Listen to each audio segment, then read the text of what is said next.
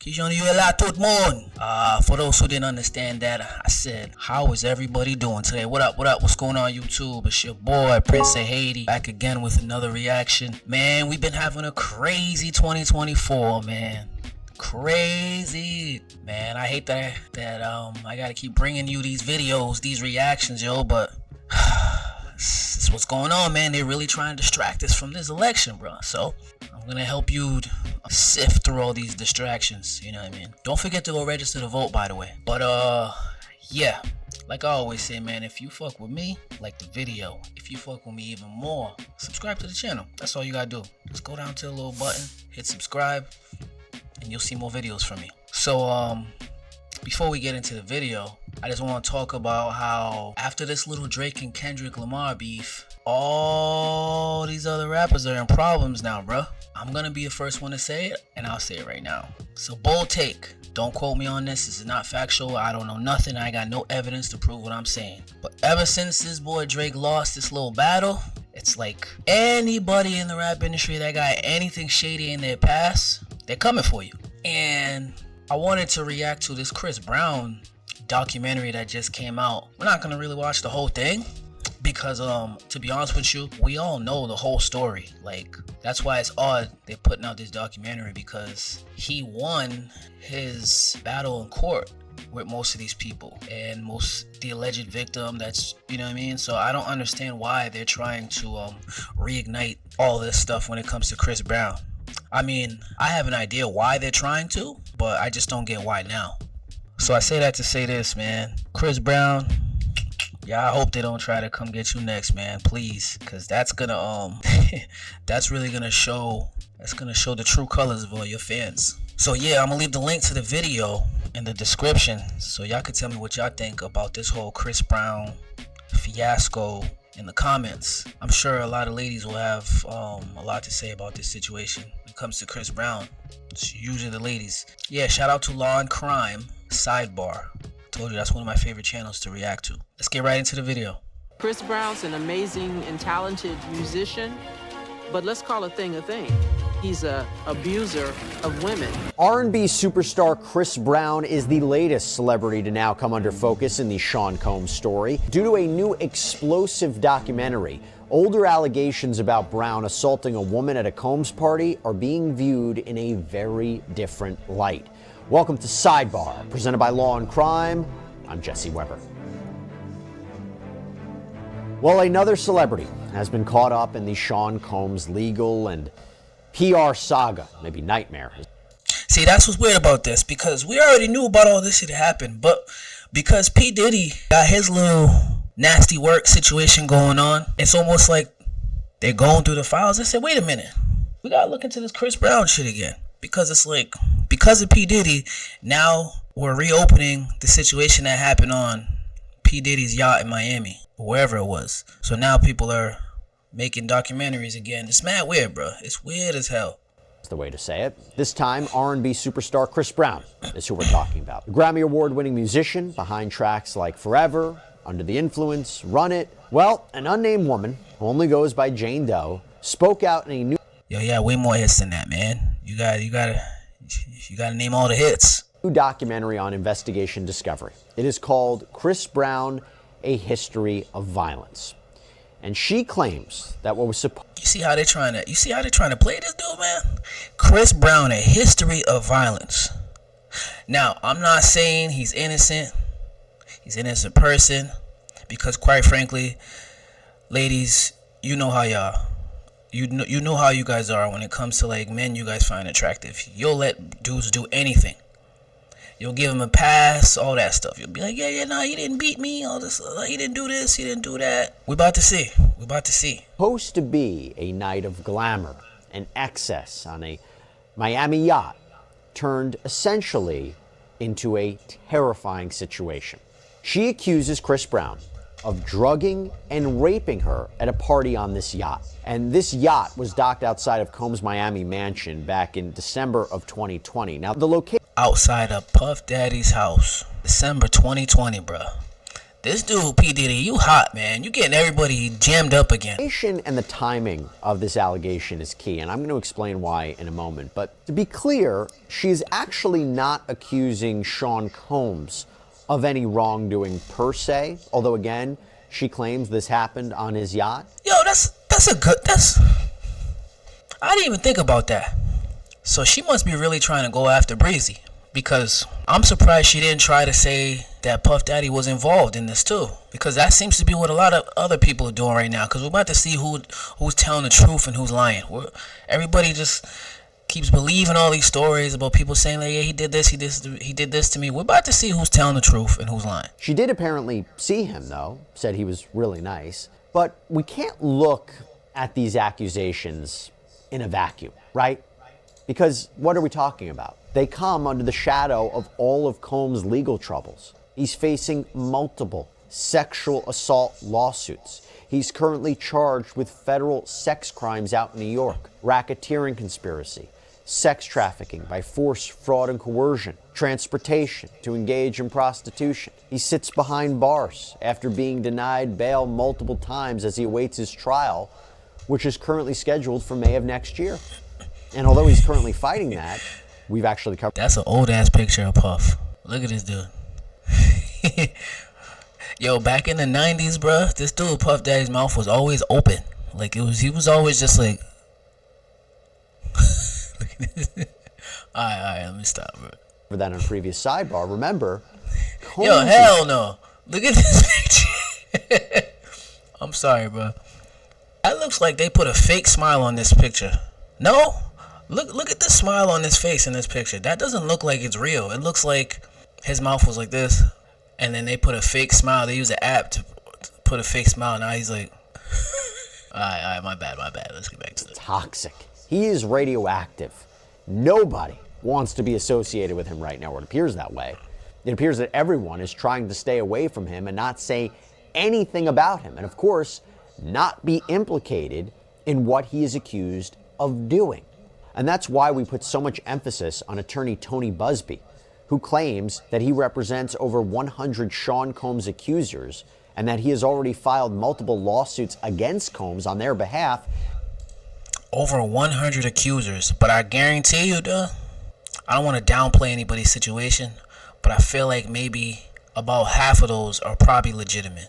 A little less than half. Including representing clients who say that they were minors when Combs sexually assaulted them.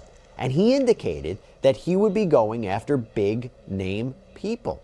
Even reportedly claimed that high-profile people have already reached out to him to settle claims so that they aren't mentioned in these lawsuits. And as a point of view, when it comes back to the criminal case, remember, Sean Combs is accused of operating a criminal enterprise, a criminal organization, that there was a conspiracy here. You can't enter into a criminal agreement with yourself. There are other people who are part of this or other people who might have witnessed this. And when we talk about co-conspirators, when we talk about potential witnesses, does this include celebrities? Does this include high-profile people? We'll talk about that in a sec. But let's go back to Chris Brown. Jane Doe says that she stepped onto this luxury vessel and that essentially she was walking into a trap. As the champagne flowed and music pulsed, Brown allegedly handed her drink after drink. She said, quote, "I don't remember if I saw him pour it, but I just drank it, and he just hands me another drink." She says in the documentary, "As I'm standing there, I did start to feel kind of tired and my body was feeling a little heavy." Yo, that's how people feel after they're drinking, bro. Like, dog, listen, bro, I don't want to make it seem like she's lying or nothing, but that sounds like somebody who's been drinking alcohol. I don't remember if I saw him pour it, but I just drank it and he just hands me another drink. As I'm standing there, I did start to feel kind of tired and my body was feeling a little heavy. That's because you were probably drinking a lot. It's that Don Julio or Hennessy or something, man. And that is when Brown allegedly led her to a bedroom on the yacht, sprawled out on the bed, and then climbed up on top of her. And literally through tears, she says on the documentary how she couldn't move. And that is when she says Chris Brown assaulted her. The details are stomach churning, but Doe describes feeling so disgusted as Brown allegedly kissed her and literally muffled her protests so she couldn't scream out. She essentially claims that she was powerless to stop the assault, that she was trapped in this drug-induced haze, And in a twisted turn, Jane Doe apparently, after this attack, stayed in contact with Brown, stayed in touch with him, desperately seeking what she says is clarity on what happened here. And she says it wasn't until later on through therapy that she claims she fully grasped the horror and the reality of what she says happened to her. By the way, as we're Later on, yeah, I'm gonna leave my comments to myself on that one, because I'm not a woman. I don't want to unfairly prejudge this woman, so I'm gonna leave my comments out of that one. sorting through these legal issues surrounding Chris Brown, and yeah, they're quite disturbing allegations to say the least, I think it puts an emphasis on how important it is to understand the law. I mean, we talk about it all the time, knowing your legal rights. And look, I can't say that without calling out our incredible sponsor and partner of Sidebar, Morgan & Morgan, because if you should get injured, that's when you need to know your legal rights. That's when you need to know whether you're... Used to be the Oliveira. Now, by the way, we've seen this before in a lot. Of sexual abuse cases. I think most notably the Harvey Weinstein case. Why would you stay in contact with the person who sexually... Speaking of Harvey Weinstein, while all this stuff is going on with P. Diddy and all this sexual assaults over to everybody else, I need y'all to go to Google Harvey Weinstein case, and you guys are gonna see what's happening underneath all this stuff that we're being... Chris Brown, P. Diddy, you guys are gonna see that the Harvey Weinstein case got thrown out, and they're actually gonna redo the case. Nobody knows because we're all being distracted by P. Diddy and Baby Oil and YSL and Lil Durk. The Weinstein case is about to get overturned. They're gonna get retried again, and he's probably gonna walk free, or he's probably just gonna end up disappearing. We're not even gonna notice because we're gonna be focused on Chris Brown, P. Diddy. Assaulted you. As we have learned through the years, there are a number of different reasons why that might happen. Sometimes people might not understand what happened to them. They might be in fear. There's a number of different reasons why that happens. They might have this attachment to their abuser. We're going to talk about whether or not she's credible in a minute, but just keep that in mind.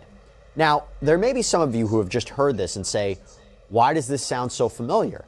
Well, that is because Jane Doe had already filed a lawsuit against Chris Brown back in 2020. She sued him for $20 million. Now, not only did Chris Brown deny the allegations, but he fired back.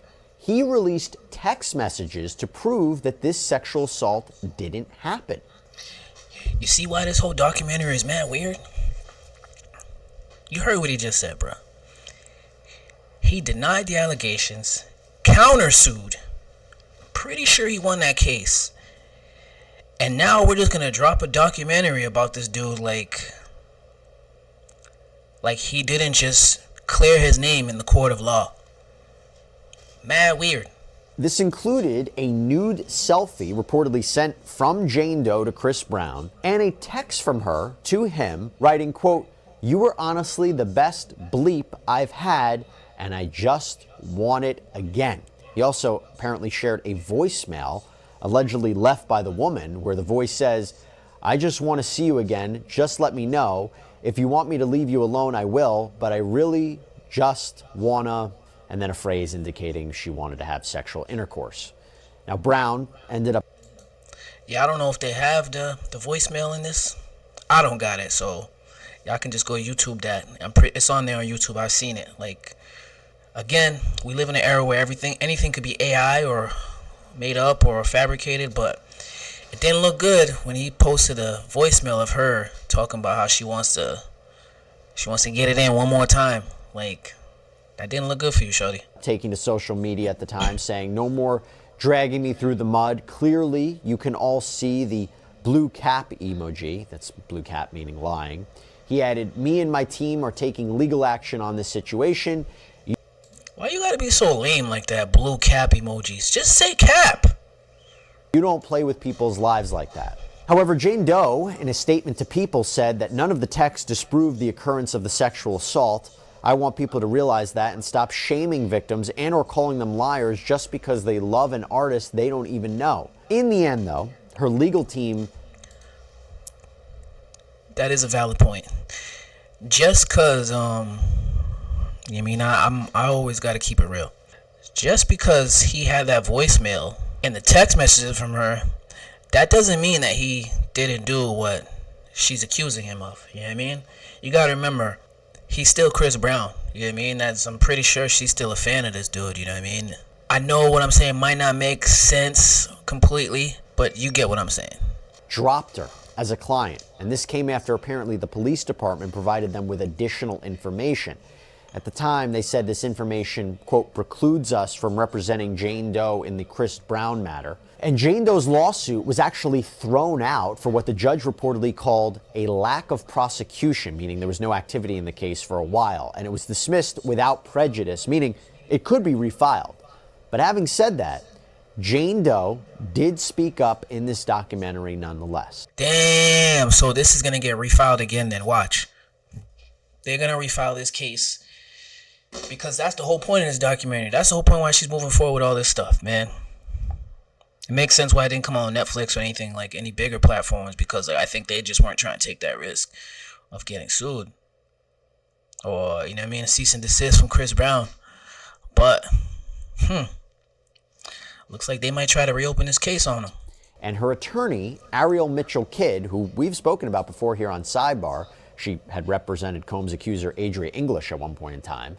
Well, Mitchell-Kidd said, quote, my client was definitely assaulted and I believe her. She also told People magazine, I believe what happened to her is 100% true. I feel that I failed her as an attorney because I couldn't make her comfortable enough with me in such a short period of time where she felt 100% comfortable being forthcoming with me. So that makes me wonder, was there more information that wasn't shared to her attorney? Now, the thing about this alleged assault is, and I mentioned it before, Jane Doe claims that this happened on Combs' yacht, that he may have owned it, that he may have chartered it, not sure. But while a Sean Combs affiliated source reportedly told Page Six that these allegations have nothing to do with Diddy at all and have not alleged any wrongdoing against him, we cannot forget that the terms yacht, assault, and Combs, they have all been in the same sentence recently. Because while this alleged assault happened on this yacht back in December of 2020, we can't forget that a young woman named Grace O'Markey filed a separate lawsuit against Sean Combs and his son Christian Combs, where she says that Christian sexually assaulted her on a Combs chartered yacht back in December. Look at this nigga. What's wrong with him? Why his mouth? Why look like his mouth won't close? Like that's that freaking that's that light skin pose, nigga. when you trying to look mad fly and cute.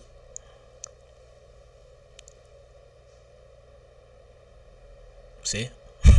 December of 2022. So we're talking relatively similar allegations at a similar time frame, 2-year difference. And we've broken this lawsuit. That is Al B. Shore's son. That's crazy. Down before, but brief summary, O'Markey claims that when she was 25 years old, she worked as a steward on Combs' yacht. And one night, Christian comes. Look at these.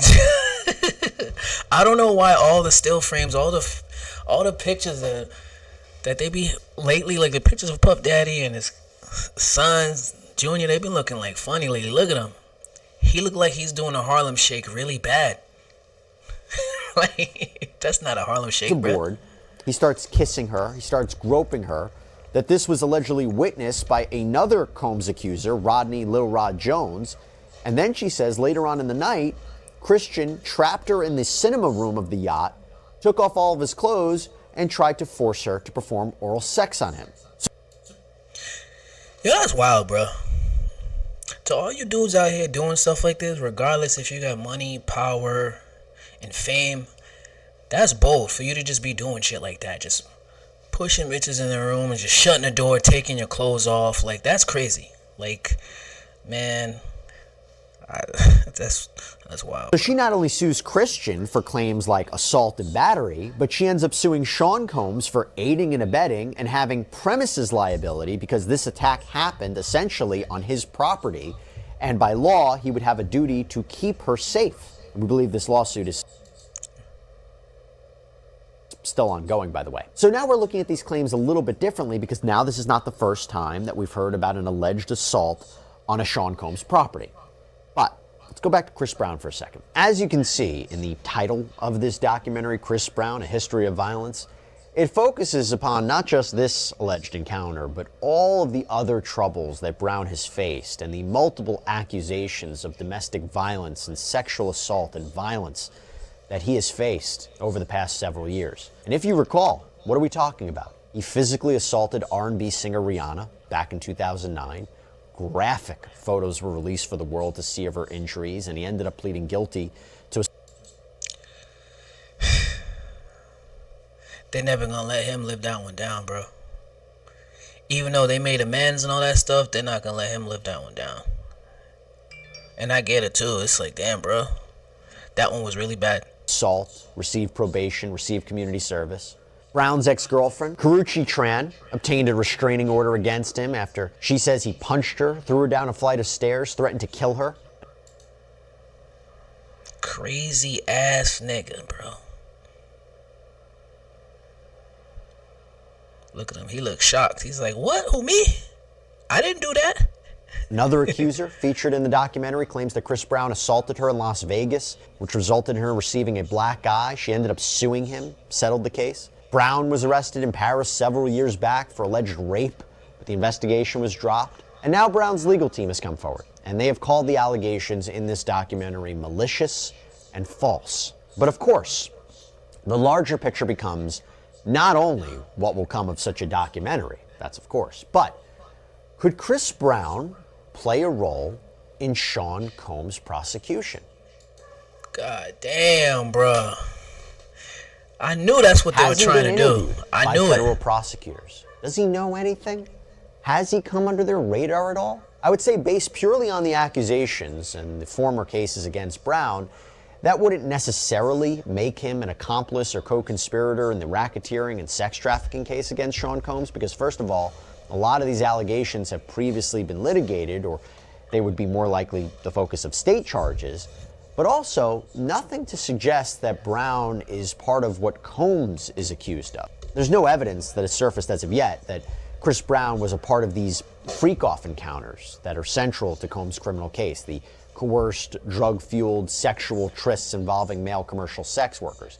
Also, there's nothing to suggest that Chris Brown was a participant or aware of this alleged criminal enterprise that Sean Combs directed or was in charge of, as prosecutors allege.